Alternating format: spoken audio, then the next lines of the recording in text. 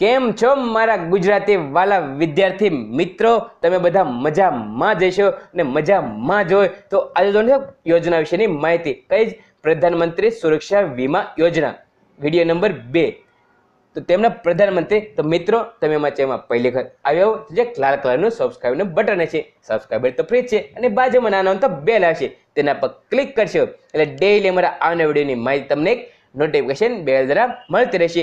જોઈએ આજના ટોપિક વિશેની માહિતી। પ્રધાનમંત્રી સુરક્ષા વીમા યોજના તેનો હેતુ શું છે?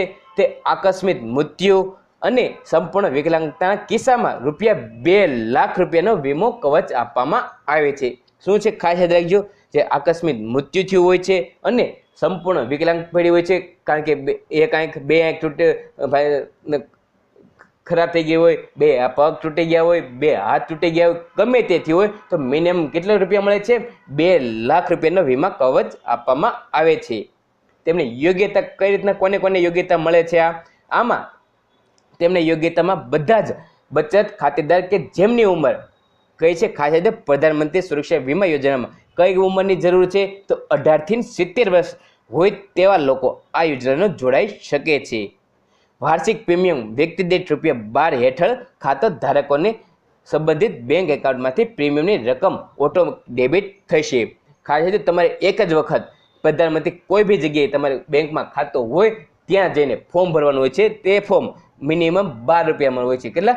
₹12 વર્ષની અંદર એક જ વખત ભરવાના હોય છે, પછી દર વર્ષે ₹12 કપાતા હોય છે, ઓટોમેટિક નીકળી જતા હોય છે। તેમાંથી તેમને ₹2 લાખ રૂપિયાની સુધી વીમા કવચ આપવામાં આવે છે। કેની અંદર આપવામાં આવે છે તો પ્રધાનમંત્રી સુરક્ષા વીમા યોજનાની અંદર। તેમાં ફાયદા શું છે પ્રધાનમંત્રી સુરક્ષા વીમા યોજનાનો?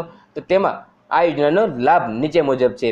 તે આકસ્મિક મૃત્યુ થયું હોય છે તો ₹2 લાખ સુધીનું તેમને વીમા રાશિ મળે છે। ત્યાર પછી 2 નંબર, અકસ્માતમાં સંપૂર્ણ અને કાયમી બંને આંખોની દ્રષ્ટિ ગુમાવી અથવા અકસ્માતમાં બંને પગ અથવા બંને હાથ ગુમાવવા અથવા એક આંખની દ્રષ્ટિ ગુમાવી અને એક પગ અથવા એક હાથ ગુમાવો ત્યારે શું કેટલી રકમ મળે છે? ₹2 લાખ સુધીનો વીમા કવચ આપણને મળે છે।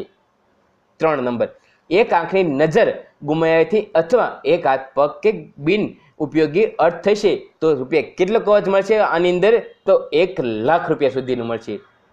તેમની કાર્ય પદ્ધતિ કઈ છે?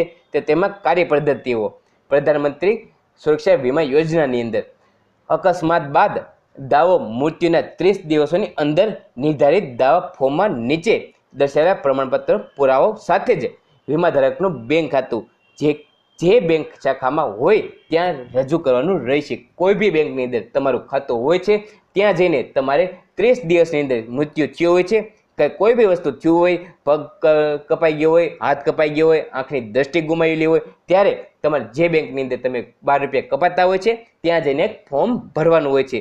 તેનાથી તમને આ પ્રધાનમંત્રી સુરક્ષા વીમાનો લાભ મળે છે। વીમા ધારકના મૃત્યુના કિસ્સામાં પોસ્ટ મોર્ટમ રિપોર્ટ અને મૃત્યુનું પ્રમાણપત્ર પણ આપવાનું હોય છે। જે બેંકની અંદર તમારે ખાતું હોય છે તેમાં તેમનો રિપોર્ટ તેમને આપવાનો હોય છે।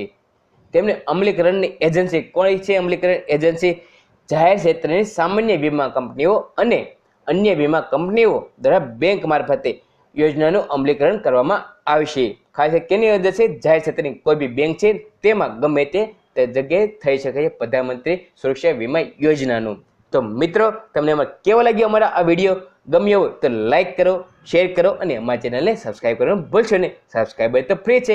ખુશ રહો મિત્રો, આજુબાજુ સાફ સફાઈ રાખવી, સ્વચ્છ ભારત, જય હિન્દ, વંદે માતરમ।